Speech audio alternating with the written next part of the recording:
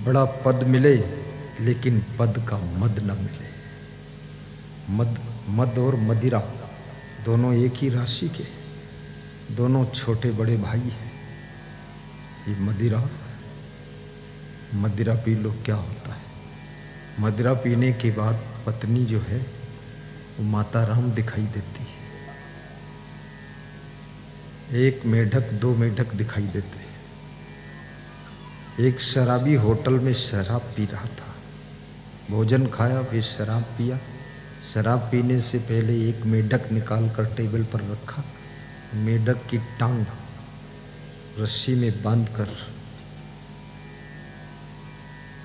अन्यथा कूद जाता, सुरक्षित रखा।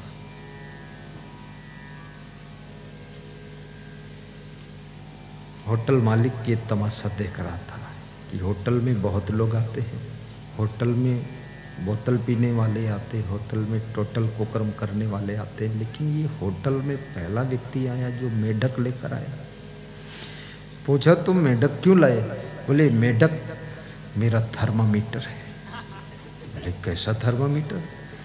बोले ये पूरा नाप बता देता है कितनी दारू पीना है। हंसा करो तुम, हंसते क्यों नहीं? जोर से हंसो। अब जो है घर में वो तो है ही है, अब यहाँ तो हंस लो, घर में जाकर तो टेंशन फिर होना ही होना। तो बोले कैसा?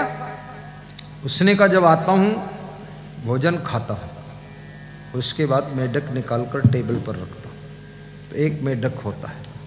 फिर दारू पीना शुरू करता हूँ और पीते पीते जब इतना नशा चढ़ जाता है मदिरा का कि एक मेढक के बजाय दो मेढक दिखाई देने लगते हैं, तो मैं समझ जाता हूँ अब लिमिट पूरा हो चुका है। बोले फिर क्या करता तू? बोले फिर दोनों मेढक उठाकर थैले में रख लेता और चला जाता।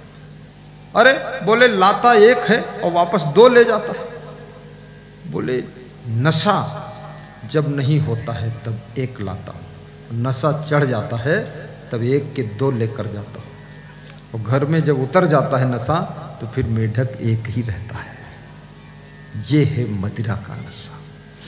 और मदिरा के नशा से भी खतरनाक नशा मद का नशा है। मद, घमंड। लोग कहते हैं ना ये तो मदहोश है। मदहोश, मदांध, मदांध, कामांध, क्रोधांध, मोहांध, लोभांध, मदांध, मद में अंधा है। मदान मदोन्मात्सर्यम, ये मद का नशा मदिरा के नशा से भी कई गुना बड़ा नशा है। मदिरा का नशा शाम को पी लोगे तो सुबह तक उतर जाएगा, लेकिन मद का नशा, घमंड का नशा ऐसे नहीं उतरता है। जवानी का घमंड आ गया, जवानी तो उतर जाएगी 20 साल बाद, लेकिन जवानी के घमंड का नशा नहीं उतरता है।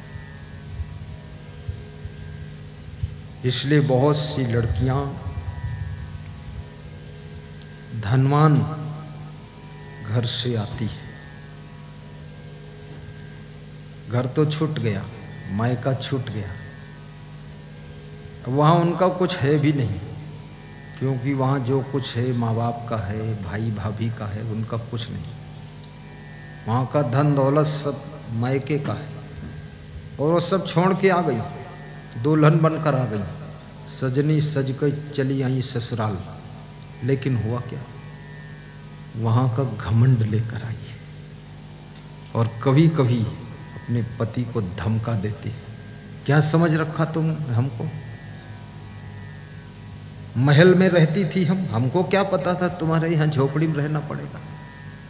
पति भी सोचता है बड़ी धमकी मार रही है, धमधूसर बनी है।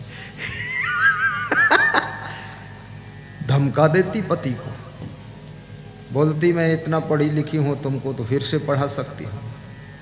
पति बेचारा बिना नशा के बेहोश हो जाता है कि ऐसी पत्नी खतरनाक मिली है। आवा फैशन का जमानवा सासू कैसे सपरी। गा दूं? गा देता हूं।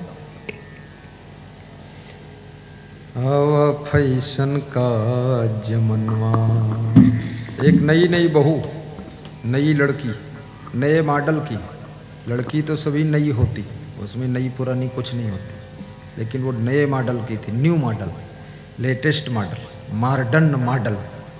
मॉडर्न मतलब सासू सावधान रहने मार डालेगी, ये मॉडर्न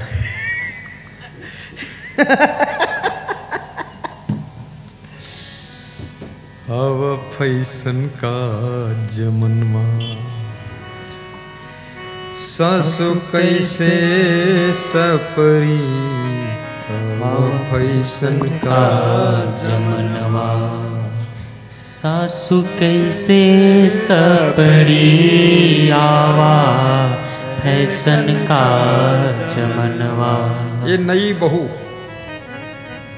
जो न्यू मॉडल की लड़की बहू बनकर ससुराल पहुंची तो अपनी सासू से पहली बात यही कहती है कि सासू, हमारा तुम्हारा तालमेल कैसे बनेगा। सपरी माने तालमेल बनना,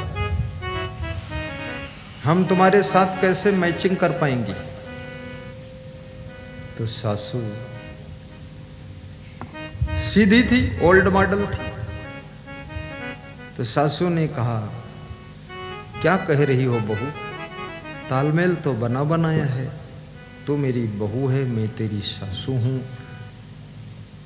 तो उसने कहा, आप ओल्ड मॉडल की हो और मैं न्यू मॉडल की, दोनों का मैचिंग कैसे होगा, दोनों का निपटेगा कैसे, तालमेल कैसे बनेगा। देखिए, तालमेल शब्द बड़ा महत्वपूर्ण है। जिसके साथ आपका तालमेल बिगड़ जाए तो समझ लो उसके साथ अब तुम्हारा कोई काम नहीं हो सकता।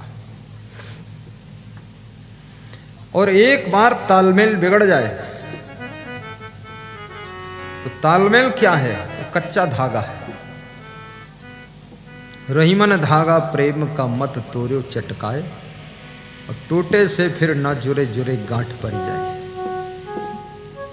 एक बार रिश्ते डिस्टर्ब हो गए ना तो फिर से रिश्ता जोड़ो तो ऐसे जुड़ता है जैसे धागा टूटने के बाद जोड़ो तो उसमें गांठ पड़ जाती है, ऐसे प्रेम में गांठ पड़ जाती है। इसलिए तालमेल बिगड़ने ना पाए, इस बात का ध्यान रखो। राजनीति करो तो भी जिस पार्टी में हो उस पार्टी के सभी छोटे बड़े नेताओं से तालमेल बनाए रहो।